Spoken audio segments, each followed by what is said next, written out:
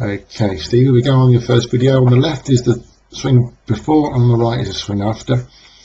They are different clubs. On the left was a pitching wedge, on the right was an A-time, but still, we'll go through what we talked about. Let's take the one on the left first, and swing it through quite slowly.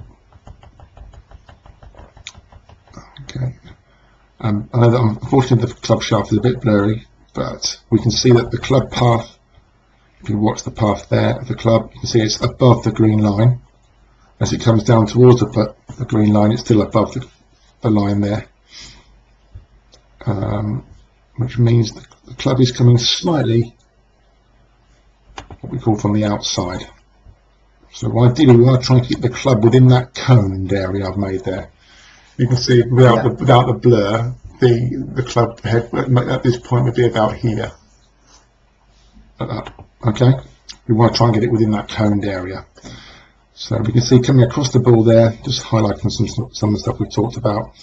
Came across it, the right knee just sort of kind of flexed forward because you were coming across the ball, and the ball had a left to right flight with quite a deep divot.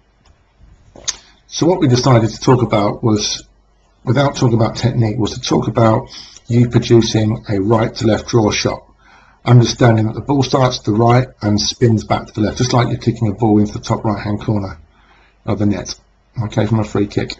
So straight away I asked you to do that, and this was the swing that you made.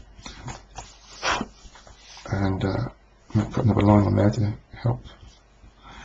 We also mentioned the grip, your right hand grip to be slightly stronger, and this would have helped the right arm would then have been slightly more flexed at setup. So let's take the swing through on the right here. This is you thinking about a draw. Look at the club head now. Look where the club head is. It's within the coned area. Okay, there we go. There's your impact position. Now let's watch the right knee. You see how the right knees now kick in. So we talked about the kicking sensation in towards the ball and in down the target line. That's a lovely movement through. Shame it's a bit dark today to get cameras, but look how that right knee is working, and the club is working down in the cone, perfectly in the cone. Let's take the one from the left here, just to show you how different it is. See, this is working away from the cone. It is in the cone there, but now there it's outside the cone. All right, really prominent. Yeah. And the one was on the left was with the wedge as well. So now it's, you know, it's even harder with an 8-iron than it is with a wedge. So you did a great job to keep that inside. Here it is. Impact. One on the left, just before impact. Okay, let's just tag them together and see what happens. So there we go. You see how the right hip of your one on the right is working around. You can see the foot of your right is also coming off the ground. So let's highlight that again for you. You can see on the left here there is no movement of the right foot, and that is a sure indication that you haven't actually rotating your hips. On the right here we are beginning to move the hips around. See how they're lifted much more through the shot. Yeah. The good news is the club is coming back within the cone again, and the rotation through.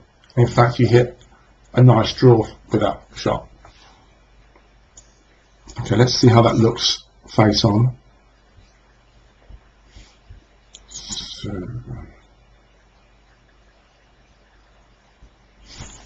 okay, on the left was the before, and we can just put a little small do that way there. So focus on the left for the first part of the swing. Okay, this is all fine. We will tweak it slightly, but for now, there we go. So we can see how the arms have raced past the body and pulled across in front of you.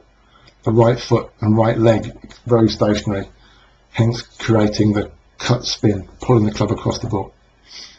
And obviously going high with little power. On the right, turning, focusing on hitting the draw, moving the club naturally down, and watch the right knee now moving through.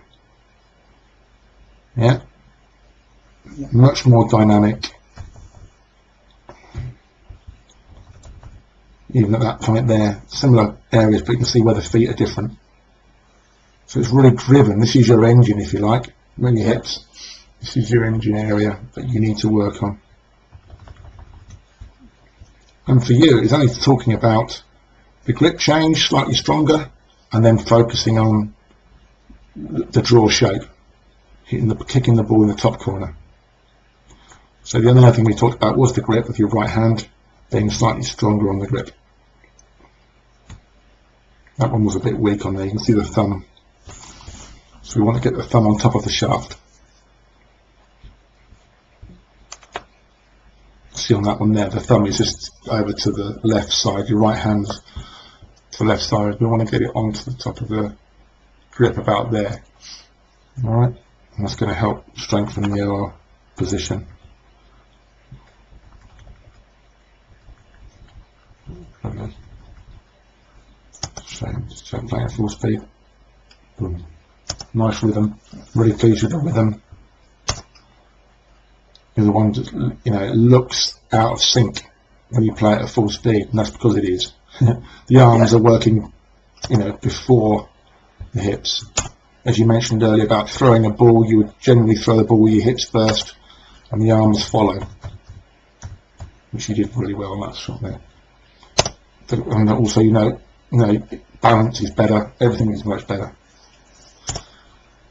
So, as a conclusion, all you need to do, get on the range, work through your bag, your pitching wedge, 9-iron, maybe just do alternate numbers one week and then even numbers the next, or each day, whichever time you get. And your only focus is remembering to line up squarely, put a cane down on the ground, like we did on the earlier some of these shots here. Put a cane down just to line you up correctly. Yeah. Work yourself through hitting the draw and only focusing on that. Also note the divot will be shallower and it will be straighter. So,